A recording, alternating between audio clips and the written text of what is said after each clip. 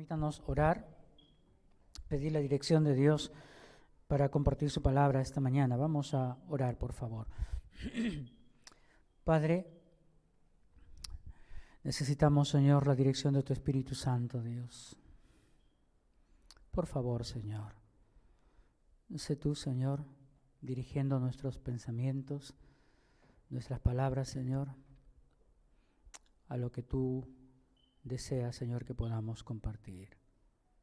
Por favor, Dios, fortalece mi cuerpo, Señor, anima mi corazón, Señor, mientras comparto tu palabra, Dios. Permíteme percibir, Señor, la voz de tu Espíritu, Dios, en el nombre de Jesús. Amén, amén. Bueno, hermanos, es un poquito larga la porción que nos ha tocado esta mañana, lo que nos toca esta mañana meditar, pero lo que puedo ver en toda esta porción es el Espíritu Santo en las misiones, la obra del Espíritu Santo en las misiones. Y por interpolación lo que vamos a hacer también es mirar el Espíritu Santo en nuestras vidas, cómo Dios a través del Espíritu Santo guía nuestras vidas. Por eso el mensaje tiene tres partes esta mañana. En primer lugar, vamos a ver la guía del Espíritu Santo en la misión. En segundo lugar, vamos a ver que es el Espíritu Santo quien abre los corazones de las personas para recibir el mensaje de la palabra de Dios. Y en tercer lugar también vamos a ver la manifestación del poder del Espíritu Santo también cuando hay oposición a la obra de Dios. Así que fijemos en nuestras mentes esas tres partes en las que está fijado el mensaje esta mañana. Así que empecemos mirando cómo Dios guía a través de su Espíritu Santo la obra misionera. Cómo Dios guía la obra misionera de la iglesia a través de su Espíritu Santo. Dice verso 5 del capítulo 16, acabamos la semana pasada de mirar cómo actuando con sabiduría de Dios, el apóstol Pablo y el equipo misionero, Silas y Timoteo, termina el verso 5 diciendo así que las iglesias en toda Siria eran confirmadas en la fe y aumentaban en número cada día. Seguramente el apóstol Pablo tenía su itinerario después de ir por las iglesias donde Dios le había permitido sembrar la palabra de Dios en su primer viaje misionero. Estaban en el segundo viaje misionero y ya acababan de confirmar las iglesias del primer viaje misionero con la palabra de Dios. Seguramente tenía un itinerario que él quería seguir. Y seguro él quería evangelizar las iglesias en Asia Menor. Pero miren lo que pasa. Dice, y atravesando Frigia y la provincia de Galacia, que están en Asia Menor, les fue prohibido por el Espíritu Santo hablar la palabra en Asia. Ahora, las iglesias establecidas en Asia Menor son iglesias muy importantes en la historia de la iglesia.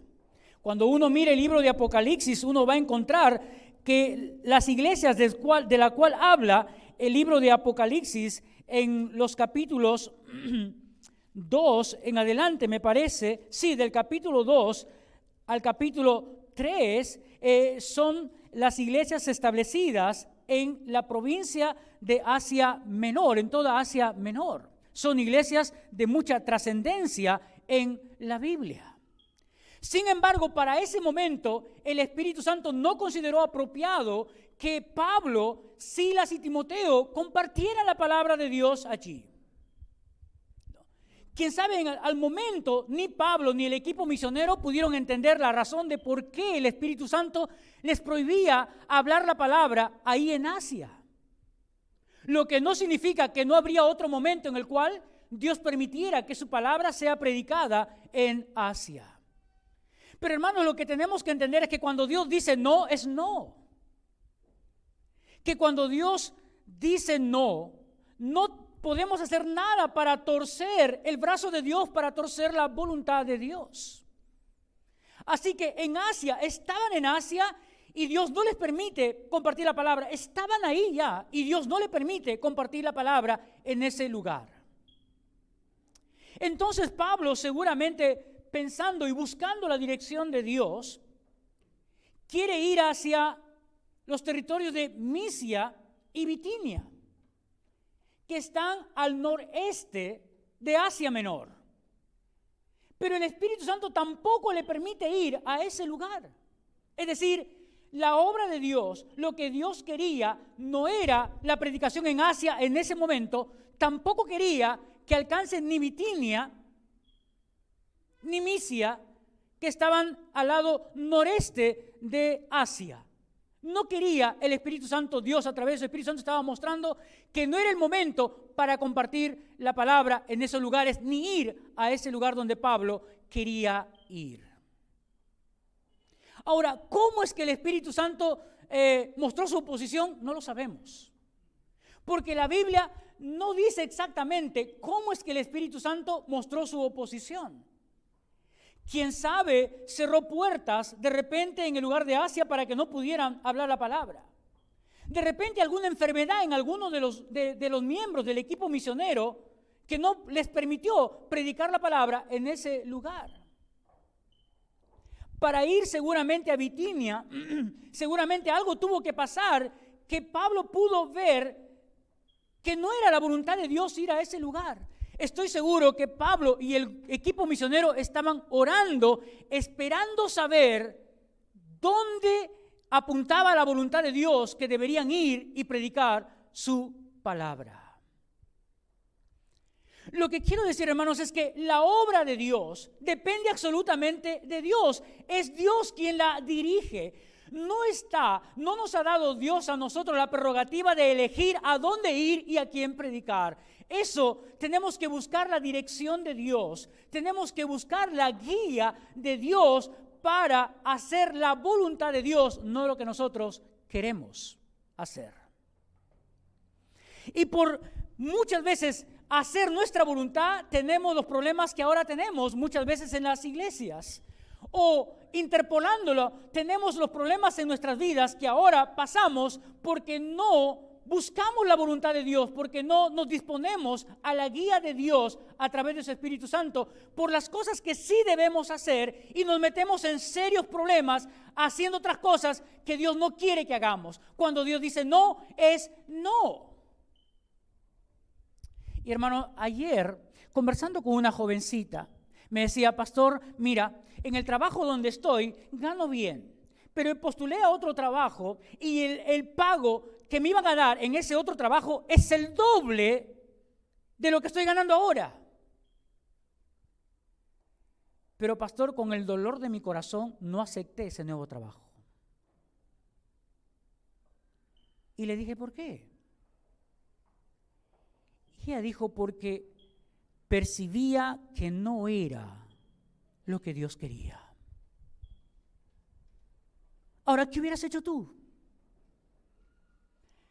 Porque podemos pensar rápidamente que si hay una mejora en tu sueldo, pues ni hablar. Muchas personas están buscando eso hoy en día, una mejora en sus ingresos. Pero esta persona vio que iba a ganar el doble, pero percibió claramente, no es el lugar donde debo estar. No es el lugar donde debo ir. Y hermanos, tantas veces sufrimos tanto porque no consideramos la voluntad de Dios en nuestras decisiones. Nos sentimos tan independientes de Dios. La iglesia piensa que puede hacer las cosas sin tomar en cuenta la voluntad de Dios, sin tomar en cuenta la guía de Dios. Y abrimos obras donde no debemos abrir y compartimos la palabra donde no debemos compartir, porque no es el momento ni es el tiempo para hacer esas cosas. Y terminamos estropeando y malgastando los recursos de Dios. Y se ha visto eso en el mundo. Por eso es que en el mundo la iglesia se ha estancado, como que se ha paralizado la obra de Dios, porque la iglesia no está dando con la voluntad de Dios. Cuando Dios dice no, es no, pues. En la Biblia tenemos un ejemplo positivo y un ejemplo negativo. El profeta Samuel, después de que Dios desecha a Saúl, después de 1 año y medio de reinado, Dios desecha a Saúl como rey de Israel.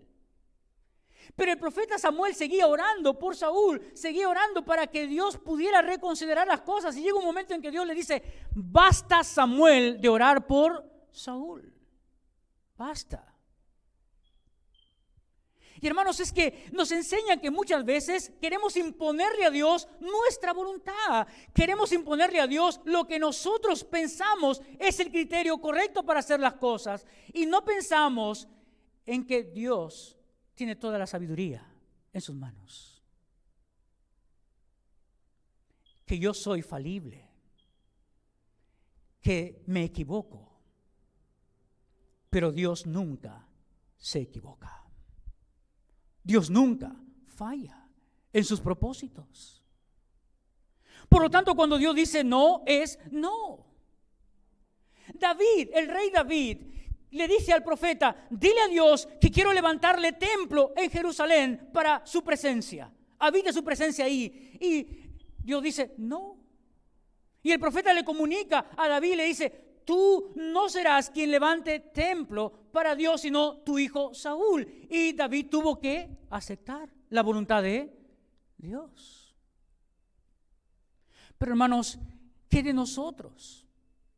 ¿Aceptamos fácilmente la voluntad de Dios en nuestras vidas? ¿Qué con tu trabajo? ¿Qué con lo que estás haciendo ahora? ¿Le consultaste a Dios? ¿Le consultamos a Dios sobre el trabajo? ¿Le consultamos a Dios sobre la pareja que estábamos eligiendo para enamorarnos, para luego noviarnos y luego casarnos? ¿Le consultamos a Dios para tomar tal o cual decisión en nuestras vidas que va a trascender a la familia? ¿Le consultamos a Dios? Dios dice que cuando hacemos cosas independientemente de Él es soberbia, es vanagloria, es orgullo y debemos estar preparados para asumir las consecuencias de nuestras decisiones cuando Dios no está en medio de ellas o no dirige nuestras decisiones. Santiago, escribiendo su carta, dice lo siguiente: vamos ahora los que decís, hoy y mañana iremos a tal ciudad y estaremos allá un año y traficaremos y ganaremos. Cuando no sabes lo que será mañana, porque ¿qué es vuestra vida? Ciertamente es neblina que se aparece por un poco de tiempo y luego se desvanece. Es decir, si comparamos nuestra existencia terrenal, no es nada en relación con los propósitos que Dios tiene para nuestras vidas. Es tan corta nuestra permanencia sobre este mundo que no deberíamos gastar el tiempo, deberíamos invertirlo. Pero invertir bien el tiempo significa andar en la voluntad de Dios. Luego dice, en lugar de lo cual deberías decir, si el Señor quiere, viviremos y haremos esto y aquello. Lo que está diciendo es, sometámonos a la voluntad de Dios y preguntemos a Dios cuál es su deseo para eso hacer. Porque si no hacemos eso, Santiago dice, pero ahora te jactas en tu soberbia y toda jactancia es mala. Y toda jactancia y toda soberbia sabes que no es buena y es pecado delante de Dios. El apóstol Pablo seguro estaba orando, buscando la voluntad de Dios. ¿Hacia dónde debo ir? No me permites predicar en Asia, no me permites ir a Bitinia. ¿Dónde está, Señor, tu voluntad? Y Dios le expresa su voluntad en el verso 9. Dios le dice, y se le mostró a Pablo una visión de noche. Un varón macedonio estaba en pie, rogándole y diciéndole, pasa a Macedonia y ayúdanos. Esta palabra, ayúdanos, claramente le estaba diciendo a Pablo, hay un lugar preparado para escuchar mi palabra. Hay un lugar preparado donde necesito que estés para predicar mi palabra. Es lo que le estaba diciendo Dios en esa visión. Y hermanos, no es la primera vez que Pablo tenía una visión. Ya Pablo había tenido una visión en Hechos 9, en su conversión. Hay 6 visiones que el apóstol Pablo de parte de Dios tiene en todo el libro de los Hechos. Hasta en el capítulo 27, versos 23 y 24, es la última visión que Pablo tiene de parte de Dios, a lo menos en el libro de los Hechos. Así que no es la primera experiencia que tiene Pablo, Dios hablándole por medio de una visión. Pero le hace saber, su corazón Dios le hace saber que su deseo es que vaya a Macedonia, porque en Macedonia hay un pueblo que Dios ha preparado. para escuchar su palabra. Hay personas que Dios ha preparado para escuchar el mensaje de salvación. Hermanos, Dios no se equivoca. Nosotros nos equivocamos, pero Dios no se equivoca jamás. Eso nos lleva a dos cosas. En primer lugar, debemos tener una buena actitud para obedecer a Dios. Cuando Dios dice no nos pongamos a pelear con Dios, porque hermanos, ¿qué somos para pelear con Dios? ¿Qué poder tenemos para cambiar las decisiones de Dios? No te pongas a pelear con Dios. Cuando Dios dice no, es no. Debemos tener más bien una buena actitud para obedecer los deseos de Dios. Y en segundo lugar, debemos tener paciencia también para esperar la voluntad de Dios en nuestras vidas. Pablo tuvo que tener paciencia. Yo me indico, Pablo debe haber luchado mucho con su personalidad. Debe haber luchado mucho con su ser interior. ¿Por qué lo digo? Porque del verso 36, cuando él empieza su segundo viaje misionero, quiere empezar su segundo viaje misionero, ¿con quién tuvo una discusión? Con Bernabé.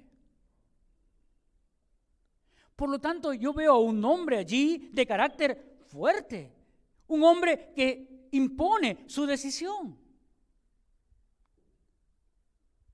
Pablo le está enseñando, o Dios le está enseñando a Pablo, que el dueño de la misión es Dios. Dios le está enseñando a la iglesia que la iglesia no está llamada a hacer lo que quiera, que la iglesia está llamada a buscar la dirección de Dios, como en Hechos 13. La iglesia orando y ayunando, escucharon al Espíritu Santo decir: apártame a Bernabé y a Saulo para la obra que los he llamado. Y luego, cuando los despidieron imponiendo sus manos sobre ellos y orando por ellos. Y cuando Pablo sale en su segundo viaje misionero, lo mismo hace la iglesia otra vez. Orar por ellos. Fueron con la bendición de Dios. Estaba la iglesia escuchando la voz de Dios. Y eso se replica también en aquellos que salen a la misión. No salen para hacer lo que quieren, salen para hacer la voluntad de Dios. Y hermanos, ese es nuestro deseo.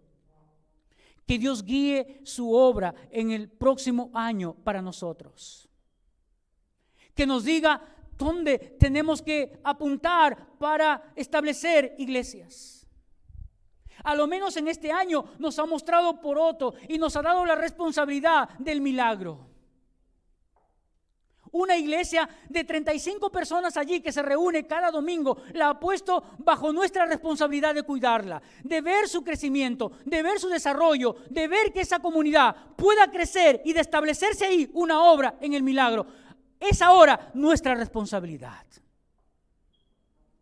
Pero está poniendo también en nuestro corazón mirar que en Poroto esos niños que se reúnen, 45 niños que se reúnen cada domingo, puedan traer también a sus padres y empezar una obra allí con sus padres ahora también, sin dejar a los niños. De tal manera que para el próximo año la dirección del Espíritu Santo nos está llevando a fortalecer la obra en el milagro, para que se extienda en el milagro la palabra de Dios y también iniciar con personas adultas la obra en Poroto. Mientras seguimos manteniendo la obra también en Medio Oriente, con nuestros compromisos que tenemos, o en la Sierra de la Libertad.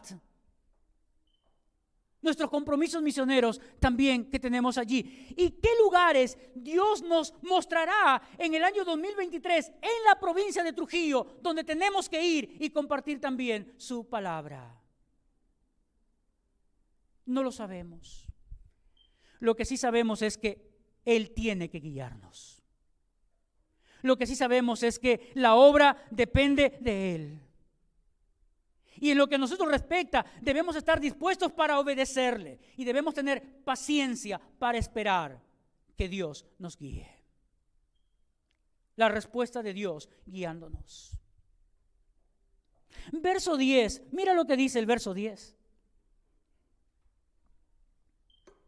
Cuando vio la visión, enseguida procuramos partir para Macedonia, dando por cierto que Dios nos llamaba para que le anunciásemos el Evangelio. Ahora tenía la certeza, tenía la seguridad de que esa era la voluntad de Dios. Estaba seguro. Dios no le permitió Asia porque tenía propósitos. Dios no le permitió Bitinia porque había otro propósito. Pero ahora sabe exactamente, Dios quiere que vaya a Macedonia. Allí tiene que predicarle el Evangelio a esas personas. Pero yo imagino, hermanos, que para que Pablo pudiera tener la tranquilidad y la seguridad que esa era la voluntad de Dios, tuvo que estar en la presencia de Dios. Porque nadie puede tener la voluntad de Dios en su vida a no ser que está en su presencia. Por algo, hermanos, a veces usamos mal la palabra de Dios, porque a veces usamos cuando llega el cumpleaños de alguien y decimos, a ver, ¿qué le dedicamos? Y entonces agarramos y buscamos el Salmo 37 y rápidamente le ponemos ahí el verso 4. Deleítate a sí mismo en Jehová y Él concederá las peticiones de tu corazón. Como si fuera algo que te da a ti el derecho para pedir lo que quieras y que Dios tiene que darte. No. El verso es condicional. Porque el verso dice, deleítate a sí mismo en Jehová. La implicancia de deleitarse en Jehová ¿qué significa? Es estar en tal intimidad con Dios que puedes discernir la voluntad de Dios para tu vida y pides exactamente lo que Dios quiere darte. Y eso es lo que necesitamos hacer. No solamente en los asuntos de la iglesia, sino en tus asuntos personales, con tu trabajo, con tu familia, con todas las áreas de tu vida. Es lo que necesitamos hacer para no equivocarnos. Una vida que produce frutos es una vida escondida en la presencia de Dios. Solo así. Una iglesia que produce frutos tiene que ser una iglesia que pasa tiempo en la presencia de Dios. Porque, hermanos, pasar tiempo en la presencia de Dios no significa que no vienen problemas, no significa que no vienen obstáculos, significa que los frutos del Espíritu Santo en medio de los obstáculos se manifiestan. ¿Cómo cuáles? Gozo, paz, paciencia. Porque cuando vienen los problemas, lo que menos tenemos o lo que menos podemos producir es gozo, paz y paciencia. Todo eso se nos va en un ratito. Así que ahí tenemos cómo es que el Espíritu Santo guía la obra misionera. Pero en segundo lugar, veamos que el Espíritu Santo es el único que puede conquistar también los corazones de las personas. Y eso debe alentar y animar nuestros corazones también. No debe desanimarnos. Más bien, esto nos impulsa a seguir buscando la presencia de Dios, a seguir orando al Señor, a seguir estudiando las Escrituras, a seguir reflexionando sobre la palabra de Dios, porque eso me lleva a mí a saber y a entender que yo no tengo ningún poder para cambiar la vida absolutamente de nadie. Ni tú tienes ningún poder para cambiar la vida de nadie. Tú no puedes hacer que la vida de alguien sea transformada. No tenemos esa capacidad ni tenemos ese poder. Hay de aquellos predicadores que se enorgullecen o se sienten soberbios de que piensan que cuando predican, por ellos la gente se convierte. Más bien estaría preocupado si hay una actitud así en un predicador, porque estaría pensando si esa gente realmente se convirtió o se emocionó. Pero lo que yo puedo ver aquí es que más bien nadie puede producir lo que solamente Dios puede producir en el corazón de una persona. Solamente Dios puede quebrantar la vida de una persona. Solo Dios puede transformar la vida de una persona. Por eso es que la sociedad dice: árbol que nace torcido, jamás su tronco endereza, porque ve la inoperancia y la ineficacia que podemos tener los seres humanos para transformar la vida de alguien. Pero en Dios hay esperanza. Con Dios tenemos esperanza, que ese tronco que nació torcido puede enderezar su vida. No porque tenemos el poder para enderezarlas. Es porque Dios tiene gracia y misericordia para actuar en la debilidad del ser humano.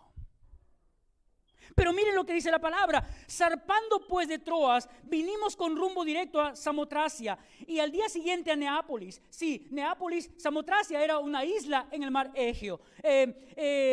Neápolis era una de las vías, uno de los lugares por donde pasaba una de las vías principales de las carreteras comerciales del Imperio Romano.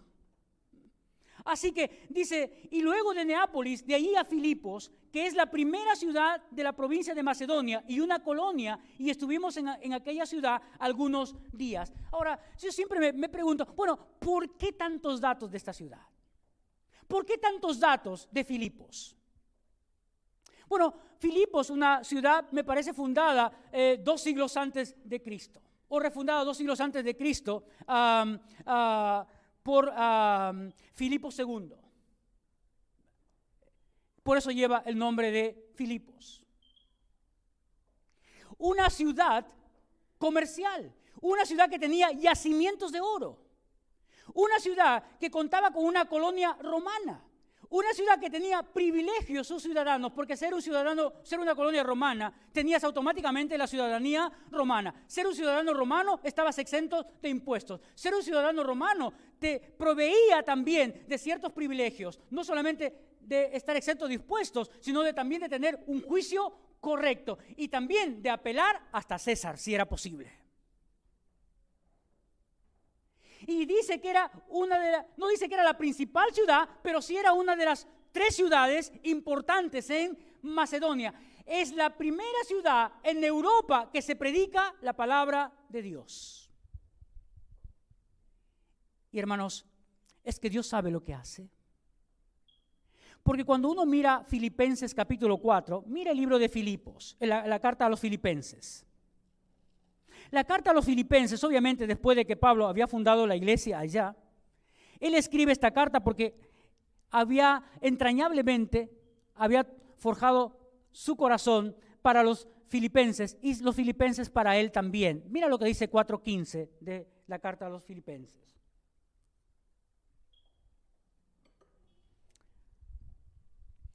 Y sabéis también vosotros, oh filipenses, que al principio de la predicación del Evangelio, cuando partí de Macedonia, está haciendo alusión a ese momento cuando por primera vez llegó a Macedonia y comenzó a compartir la palabra de Dios allí, el Evangelio allí. Pero mira lo que dice: cuando partí de Macedonia, ninguna iglesia participó conmigo en razón de dar y recibir, sino vosotros solos.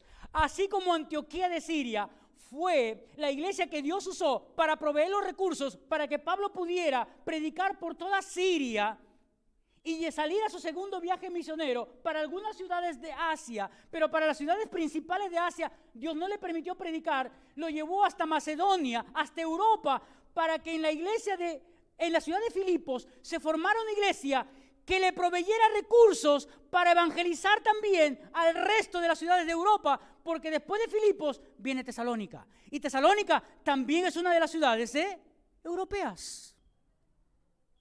Pero quien le proveyó los recursos a Pablo y al equipo misionero fueron los creyentes en Filipos. Pero aún es más, la obra en Filipos que se establecía iba a necesitar de alguien que la cuidara, de alguien que les enseñara, de alguien que pudiera edificar sus vidas con la palabra. Y mira lo que hace Dios. Dios hizo lo siguiente, porque hasta ese momento solamente 3 eran los misioneros en el equipo de Pablo: Silas, Timoteo y Pablo. Pero ahora no solamente son esos 3, sino también está Lucas. Porque dice, cuando vio la visión enseguida, procuramos. ¿Quiénes? Nosotros. ¿Incluido quién? El escritor de este libro. ¿Quién escribió Hechos? Lucas, el médico. Así que una 4ª persona se involucra en el equipo misionero. Pero hermanos, esta cuarta persona del equipo misionero no sale de Filipos, se queda en Filipos, porque para Tesalónica solamente va Silas, Timoteo y Pablo. Necesitaban Lucas. ¿Cómo Dios prepara el terreno para la predicación de su palabra? Estamos hablando de lugar todavía, de lugar. Prepara el terreno. Una ciudad importante necesitaba escuchar la voz de Dios. No solamente importante, una ciudad en tinieblas. En tinieblas. Porque toda ciudad económicamente activa y económicamente poderosa, bueno, así como tiene riquezas materiales, también tiene todos los males morales en su vida. Pero no solamente prepara el terreno, prepara a la gente también. Porque mira, y de allá a Filipos, que es la primera ciudad de Macedonia y una colonia, y estuvimos en aquella ciudad algunos días. Y un día de reposo salimos fuera a la puerta junto al río, donde solía hacerse la oración, y sentándonos hablamos a las mujeres que se habían reunido. Ahora, hermanos, pensemos un momentito juntos. Para los judíos, cada vez que salían fuera de Palestina, fuera de los límites de Jerusalén, establecían sus sinagogas para poder reunirse y leer así la Torá y los profetas. Pero aquí dice que no había suficientemente judíos varones que pudieran abrir una sinagoga, porque se necesitaba 12 varones para abrir una sinagoga. Así que no había una sinagoga en la ciudad de Filipos. Pero tampoco había interés de los varones por la palabra de Dios. ¿De quién había interés? De mujeres. La obra en Filipos comienza con una mujer. Y no una mujer, dos mujeres, porque luego una divina es liberada también. Y se supone que esa mujer liberada de un espíritu demoníaco también se convierte al Señor. Más tarde, el carcelero de Filipos. Por lo tanto, lo que vemos aquí es que no solamente Dios prepara el terreno, geográficamente hablando, no solamente Dios tiene el control sobre eso, sino también prepara el terreno para donde la palabra de Dios va a llegar. Pero hermanos, ¿saben? Pablo, Timoteo, Silas y Lucas llegaron a Filipos y no se metieron a una cabaña y ahí se quedaron. No, la palabra dice que salieron en un día de reposo, en el momento de la oración. ¿Con qué propósito salieron? Seguramente para orar también sí, pero estoy seguro, buscando las oportunidades para predicar el Evangelio de Jesucristo. Guiados por el Espíritu Santo, como lo muestra todo este pasaje de la Escritura. Hermanos, como decía en la mañana, las mujeres que venden su cuerpo no van a venir a este lugar. Los niños que son maltratados no van a venir a este lugar. Las mujeres violentadas por sus esposos no van a venir a este lugar. Los drogadictos no van a venir. Los delincuentes van a venir, pero van a venir para robar. Pero no van a venir a este lugar si es que no hay nadie quien va a buscarlos al mundo. Quien va a predicarles la palabra de Dios.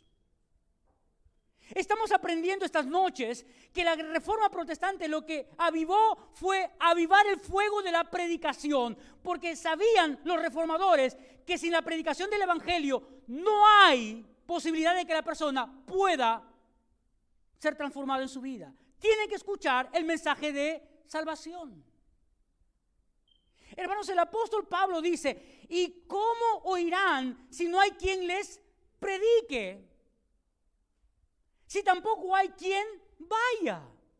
Por eso termina diciendo, hermosos son los pies de los que anuncian la paz, las buenas nuevas de salvación. Hermanos, estamos cómodos sentados aquí, estamos muy cómodos aquí, saludándonos, animándonos entre nosotros, pero la verdadera batalla está fuera de estas paredes.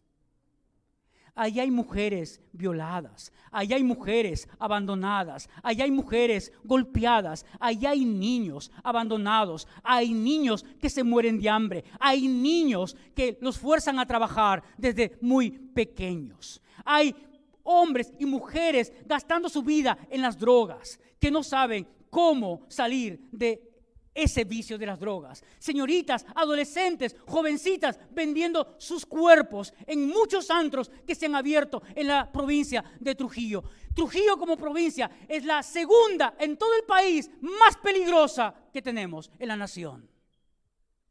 Con un alto índice de sicariato, ¿cómo van a transformar la vida de esas personas si no es predicándoles la palabra?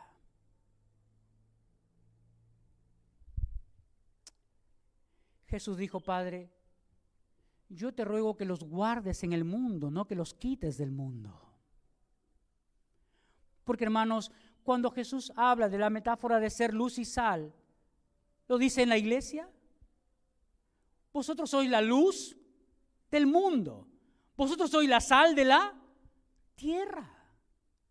Está apuntando a aquellos que todavía no han sido alcanzados. Está apuntando que nuestro testimonio debe ser para alcanzar a esas personas. Necesitamos salir de nuestra comodidad. Tenemos miedo de perder muchas veces lo que atesoramos o lo que atesora nuestro corazón. Tienes miedo de perder tu propia vida. Tienes miedo de perder tu propia familia. Tenemos miedo de perder nuestras propias cosas materiales. Tenemos muchos miedos y no nos alegramos de lo que Dios dice. Hay fiesta en los cielos cuando un pecador se arrepiente. Lidia fue el instrumento que Dios tenía en Macedonia para establecer su obra allí. No era cualquier persona, era una persona adinerada. Lidia, vendedora de púrpura de la ciudad de Tiatira, una ciudad que era conocida porque ahí se fabricaban estos tintes. Costaban muchísimo en aquella época para teñir las pieles. Hoy en día podríamos hablar de la cochinilla. Eso también produce un montón de dinero hoy en día. En aquel tiempo también era sinónimo de riqueza el tener una profesión como esa, tener una actividad como esa. Era una comerciante de mucho dinero. Tenía 2 casas, una en Tiatira y otra en la ciudad de Filipos. Y fue tan grande el amor de Dios que no solamente Dios tocó el corazón de ella, porque le dice a Pablo, a Silas y a Lucas: vamos a mi casa. Y cuando llegan a su casa, predican la palabra, toda la casa se convierte y todos se bautizan. Nos damos cuenta, hermanos, por qué Dios quería que vayan a Macedonia. Dios tenía su mirada en Macedonia, porque de ahí iban a alcanzar a otros lugares también. Pero, hermanos, la casa de Lidia muestra cómo Dios puede transformar el corazón de una persona. Porque, hermanos, una evidencia clara de la transformación de sus vidas, una evidencia palpable de que Dios había obrado en el corazón de la familia de Lidia, era que enseguida se bautizaron. Me hace recordar cuando Felipe y el etíope, cuando el etíope entendió la palabra de Dios y entendió lo que Dios había hecho en la persona de Cristo para él, y luego el etíope dice: ¿qué impide que me bautice? Nada, ahí hay un lago, bautízame. Lo que notamos, hermanos, es 2 cosas. Lo que tú no puedes hacer, Dios lo hace. Lo que no podemos hacer, Dios termina haciéndolo. Conquistar corazones es obra de Dios.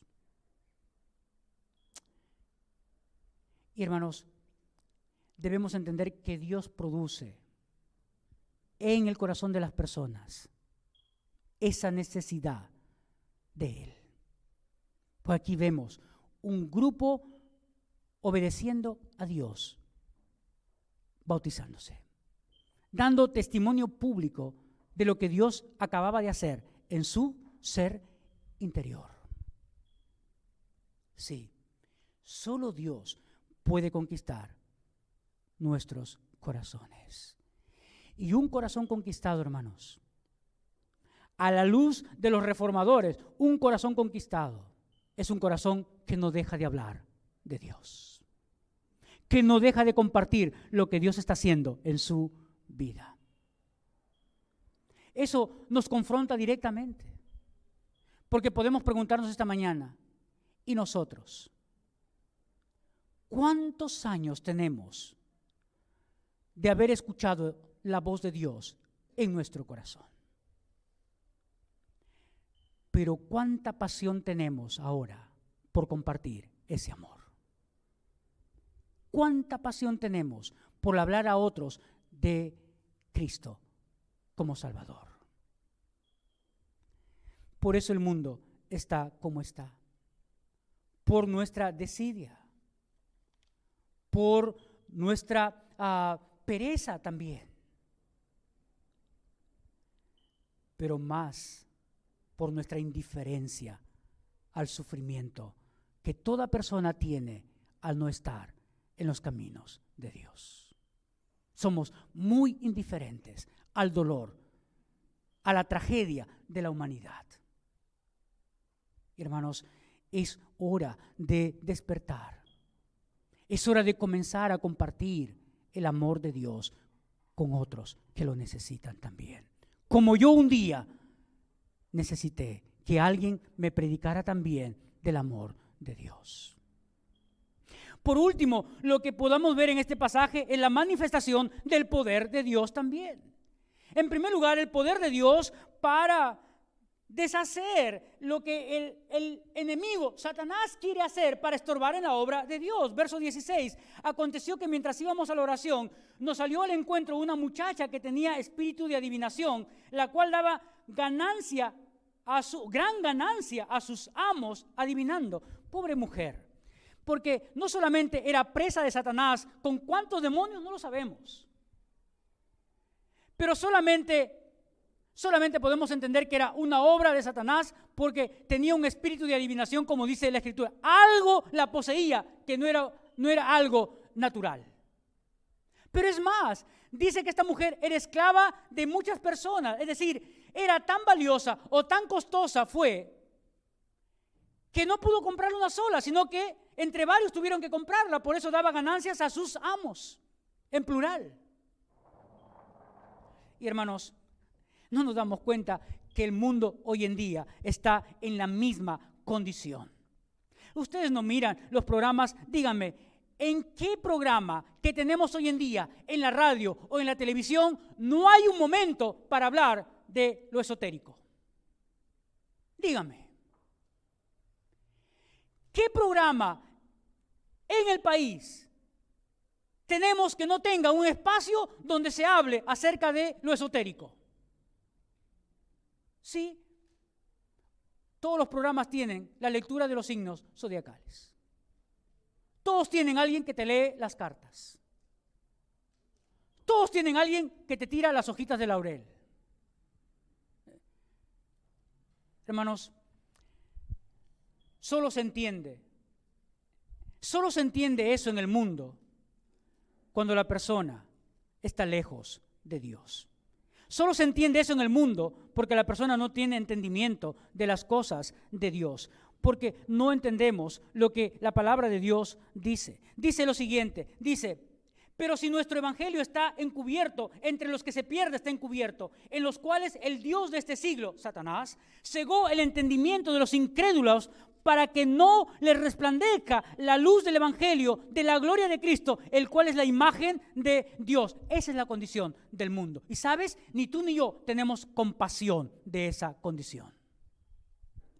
Porque si tuviéramos compasión de esa condición en la que el mundo está, estuviéramos más activos predicando el evangelio. Más activos.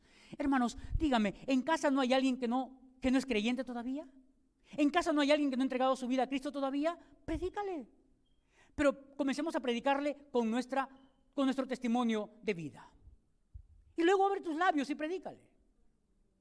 ¿Hay alguien en la familia extendida que todavía no conoce al Señor? Compártele. Hay alguien de tus vecinos que no conoce al Señor, mucho seguro. Invierte. Invítales a tomar una taza de café, invítales a salir a pasear, invítales a conversar en tu casa, pero invirtamos para predicar la palabra del Señor. Como lo estaba haciendo esta mujer en Filipos. Pablo no quería tener nada que lo comprometiera con la oscuridad, con la obra de las tinieblas. Porque, hermanos, lo que estaba diciendo esta mujer era verdad. Eran siervos del Dios Altísimo. Y esta mujer usa un término para Dios en hebreo que habla de la soberanía de Dios y habla del poder de Dios. Y era verdad lo que estaba diciendo. Pero todos sabían que esta mujer era una enviada de Satanás. Todos sabían que era una divina. ¿Y qué dice la Biblia? Que Dios aborrece ese tipo de cosas. Deuteronomio capítulo 18, verso 9 en adelante, Dios habla de los que leen cartas, de los que juegan, de los que consultan a los muertos, de los que leen las estrellas, de todo ello habla Deuteronomio y dice que Dios aborrece todas esas cosas. Es la manera como Satanás atrapa a las personas y las tiene cautivas, enceguecidas, dependiendo de él para su felicidad, entre comillas. Pablo no quería tener nada que ver con ella, nada. La obra de la luz no tiene que ver nada con la obra de las tinieblas. La mentira no tiene que ver nada con la predicación de la verdad. Pablo no quiere verse involucrado ni que lo mezclen con esta persona. Pero fue sensible a la necesidad de esta mujer. En el nombre de Jesús, no en el nombre de él, porque él no tiene ningún poder. Entendió que era un instrumento de Dios. En el nombre de Jesucristo, sal fuera de ella. Y la dejó. Pero, hermanos, ¿cómo reacciona el mundo frente a la predicación? Lo acabamos de escuchar en Castillo Fuerte. Porque hay una parte en la canción que dice que el mundo no quiere la palabra. Que el mundo no quiere la palabra. Y la sociedad de Filipos no quería la palabra, salvo las personas que Dios había preparado su corazón. ¿Cómo sé? Porque ¿qué pasa con Pablo? Lo cogen, lo acusan falsamente, rasgan sus vestiduras, lo azotan, lo meten en la cárcel de más adentro, le ponen grilletes y pareciera que triunfa la obra de las tinieblas. Pareciera que Satanás gana. Pero, hermanos, aquí está la manifestación del poder de Dios en su Espíritu Santo para sostener a sus siervos también. Porque Dios no dice que no vamos a sufrir. No, al contrario, Dios nos prepara porque nos dice que en el mundo tendréis aflicción. Nos dice que no te sorprendas del fuego de prueba que os ha sobrevenido. Pero Jesús dijo, yo estaré con vosotros todos los días hasta el fin del mundo. Pablo y Silas lo sabían. Y por eso se fortalecieron. Porque, hermanos, pregúntate, ¿cuántos azotes habrán recibido? Para los judíos era legal recibir 40 menos 1, es decir, 39 azotes. Pero no estaban en una ciudad judía, estaban en una ciudad gentil, griega. Por lo tanto, no tenían reparos por nada. ¿Cómo habrá quedado su cuerpo? ¿Habrá ido a la cárcel sangrando?